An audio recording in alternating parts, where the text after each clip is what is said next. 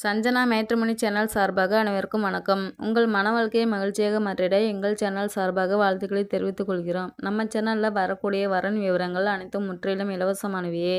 இது பெண் வீட்டாரின் முழுமன சம்மதத்தோடு தான் பதிவிடுகிறோம். இதில் மணமகள் புகைப்படமானது அவர்களின் பிரைவேசி காரணமாகவே மறைக்கப்பட்டுள்ளது. இப்போ தான் நம்ம சேனலில் ஃபஸ்ட் டைம் பார்க்குறவங்களா இருந்தால் சப்ஸ்கிரைப் பண்ணுங்கள், லைக் அண்ட் ஷேர் பண்ணுங்கள். உங்களுடைய கருத்துக்கள் எதுவாக இருந்தாலும் மறக்காமல் கமெண்ட் பாக்ஸில் கமெண்ட் பண்ணுங்கள். இந்த சேவை முற்றிலும் முழுக்க இலவசமானவையே. சரி வாங்க, இன்றைக்கி இருக்கக்கூடிய சில வரன் விவரங்களை பற்றி பார்க்கலாம்.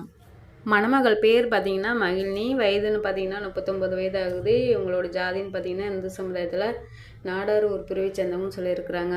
எங்களுடைய ராசின்னு பார்த்திங்கன்னா மீனம் ராசி, ரேவதி நட்சத்திரத்தை சேர்ந்தவங்கன்னு சொல்லியிருக்கிறாங்க. எங்களுடைய கல்வி தகுதின்னு பார்த்திங்கன்னா எம்ஏ வரையும் படிச்சிருக்கதா சொல்லியிருக்கிறாங்க.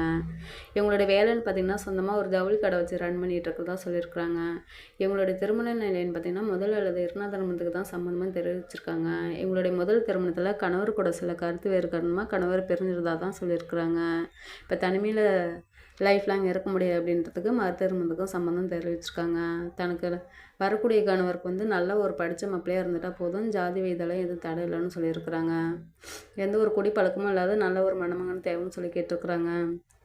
தனக்கு ஓன் பிஸ்னஸ் அவங்க பண்ணாலும் சரி, இல்லை நம்மளோட சொந்த ஜவுளி கடையை பார்த்துட்டு லைஃப் லாங் தான் கூடவே இருந்துட்டால் போதும்ன்ட்டு சில எதிர்பார்ப்போடு இருக்கிறதா சொல்லியிருக்காங்க. தனக்கு வீட்டோட மாப்பிள்ளையே வந்துட்டால் இன்னும் பெட்டராக இருக்கும்ன்ட்டு சில எதிர்பார்ப்போடு சொல்லியிருக்காங்க. இவங்களுக்கு வீடு வசதின்னு பார்த்திங்கன்னா அடுக்குமாடி கட்டடலாம் இருக்கிறதா சொல்லியிருக்கிறாங்க. இவங்களுக்கு நகை நட்டுன்னு பார்த்திங்கன்னா சொத்துக்களும் பஞ்சமே இல்லை, பூரிய நிலமே நிறையா இருக்கிறதா சொல்லியிருக்கிறாங்க.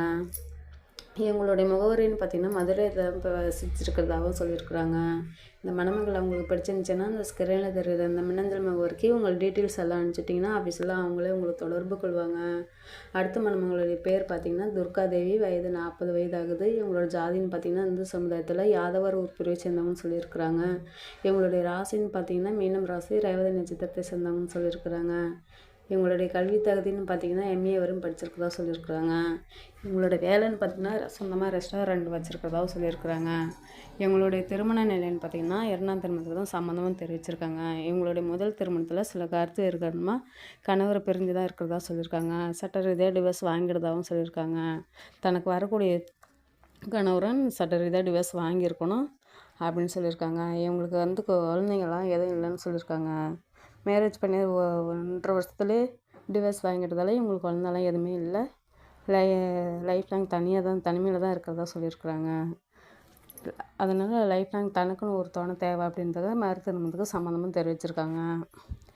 இவங்களுக்கு வசதின்னு பார்த்திங்கன்னா வீடு வசதி, அடுக்குமாடி கட்டடலாம் இருக்கிறதாகவும் சொல்லியிருக்காங்க. இவங்களுக்கு நகைலாம் கிட்டத்தட்ட நகை ஒரு 80 பவுனுக்கு மேலே நகை இருக்கிறதால பணத்துக்கும் நகைக்கும் பஞ்சமே இல்லை அப்படின்னு சொல்லியிருக்காங்க. லேண்டு வாங்கி போட்டிருக்கிறதா சொல்லியிருக்காங்க. தனக்கு வரக்கூடிய கணவருக்கும் ஃபினான்ஸ் மூலியமாகவும் ஹெல்ப் பண்ணி தரதாகவும் சொல்லியிருக்காங்க. ஓன் பிஸ்னஸும் பண்ணி தரதா சொல்லியிருக்காங்க.